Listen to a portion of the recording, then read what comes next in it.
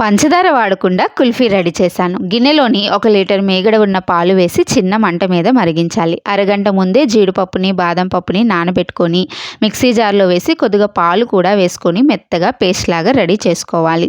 పాలు మరుగుతున్నప్పుడు ఇందులో ఈ బాదం, జీడిపప్పు పేస్ట్ని వేసేసి అడుగు పట్టకుండా కలపాలి. ఇక్కడ ఫ్లేవర్ కలర్ కోసం నేను రస్మలై జెల్ కలర్ వేస్తున్నాను.